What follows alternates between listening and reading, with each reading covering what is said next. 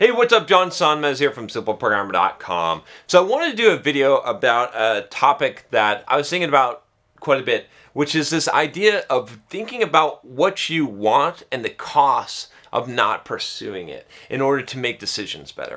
Coding Dojo is a programming school that turns beginners into developers in only 14 weeks. If you're serious about landing a career in tech but lack the formal education or background, Coding Dojo will get you there in no time. With over 3,000 graduates to date, over 90% of their grads land jobs within 3 months of graduating, often making over $70K per year at tech firms of all sizes, from companies like Google to local startups. To learn more, visit codingdojo.com or click the link in the description below. And I think a lot of people, they end up making poor decisions, not because they, not because they've consciously thought about the decision, but because they haven't. And a lot of times it's because they've thought about the negative of making that decision at that point, but they haven't thought about it in the future and what the cost of that will be if they continue to make the same decision, if they never make this decision, right? So, I know I'm talking a little bit abstract here, but let me give you an example here. So let's say that you want to become a software developer, say that you want to become a programmer. I know a lot of you that are watching these videos do.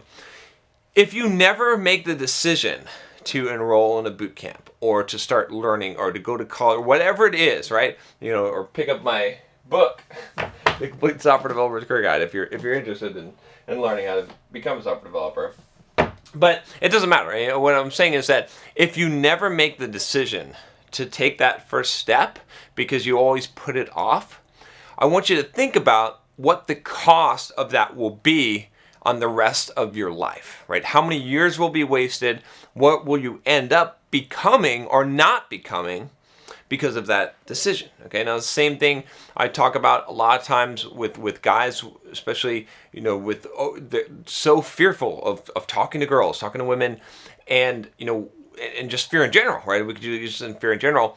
What is the cost? Like, if you play it forward in your life, if you never overcome this fear, right? If you never develop the social skills that you would like to develop, if you never leave your house because you have social anxiety and you're not willing to confront and overcome that, if you never do the thing that you want to do, never get on a plane because you're afraid and you don't want to do things that scare you, right?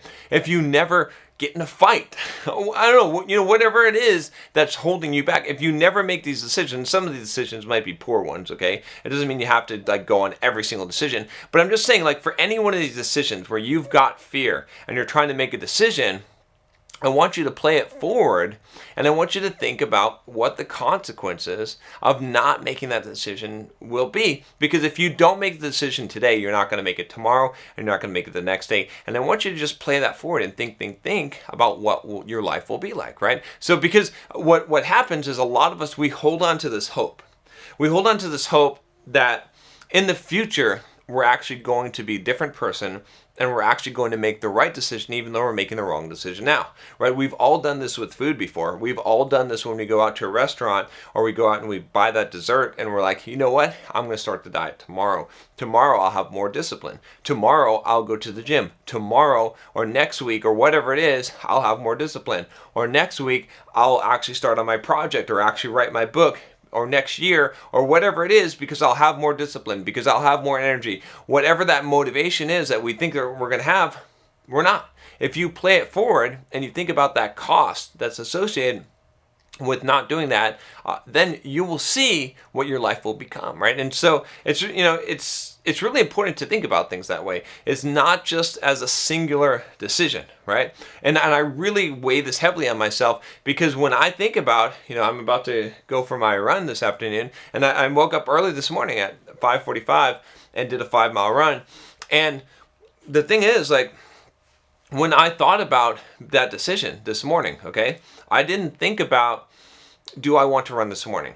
Or can I skip the run this morning? I thought about, when I commit to something in the future, right? I didn't even think about running. I just thought, I set my alarm for 5:45. I said, I'm running tomorrow, okay? When I commit to something and tell myself I'm going to do something, do I do it? Okay? And I thought about, if I make this choice today, if I say, no, it's too cold, I'm too tired, I don't feel like running today, I can skip it one day, then I will make the choice in the future to not fulfill my commitments to myself.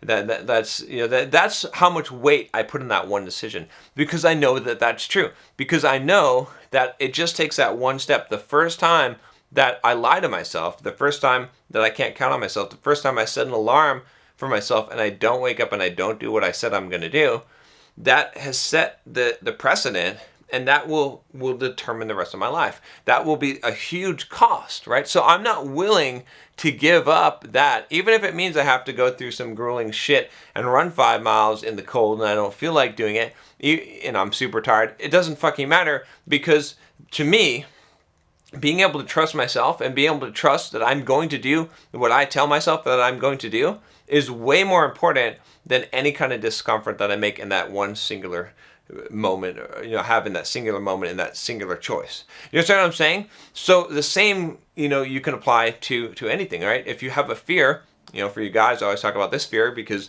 you guys always email me about it, but if you have a fear of talking to this girl, okay, and you say, well, I'm not going to do it now, but later when I'm more confident or whatever, once I get buff biceps like John Sonmez, then I'll do it. Bullshit. You're not. You have made the choice for the rest of your life to not do it. That's the choice you've made. I'm not saying that you can't change that, but I'm just saying that if your mindset now is that, you might as well count it as don't count on things changing in the future, because if you can't make the decision now, right, then what makes you think that you're going to have a different, it's more likely that it's going to be harder in the future, right? I mean, think about it this way, okay? We could go to the more trained you are in one set of behaviors, right? And your brain works this way, right? The neurons that wire together, or that fire together, wire together. What does that mean? It means that the more that you're trained in your habit, the more that you make a decision, the more easily your brain will do it. In fact, your brain will automatically, subconsciously start to do things that you do enough times, right? I can juggle. I don't have balls to juggle right now, but I can juggle without thinking about it. I can take a few balls, I can throw them up in the air, and I can just toss them up. I can jump rope without thinking about it, right? I can ride a bike. I can do a lot of things without thinking about them, okay? And I make a lot of decisions. The way that I talk, some of the things that I say, right? Some of the phrases that I use, right? Some of the phrases you use, they come out of your mouth automatically without you thinking about them, because you've done them so many times. So if you make that decision, to give in to fear, if you're not going to overcome it, if you're going to say, well, I'll wait till next time, or wait till I'm stronger, or I'll wait till whatever it is, you're just ingraining that habit further into your mind, and you're going to make it more likely that you're not going to do it next time. It's going to take an even more Herculean effort to overcome that inertia than it will at this moment. So at any given moment, you need to think about the future. And you need to think about, when I make the decision, what does this mean for the future? What does this mean if I continually make not only this type of decision, or this exact decision, but this whole class of decisions? Like I said, for me, waking up in the morning and going for the run this morning was not about the run. It's not about the fitness. It's not about getting 5 miles or losing the weight or any of that, or getting in shape. It's all about, will I make a commitment to myself and fulfill it, or do I want to live my life being the person who never fulfills the commitments to themselves? Because that's how much weight I put on it. That's how much is hanging on the line whenever you make a decision. So think about it. Think about it really hard, right? When you make what might seem like a trivial decision, and think about the consequences of what your future will be if you make that decision now, realizing that you will continually make the decision in the future. All right, that's all I got for you today. If you have not subscribed already, click that subscribe button below and click the bell so you don't miss any videos. I'll talk to you next time. Take care.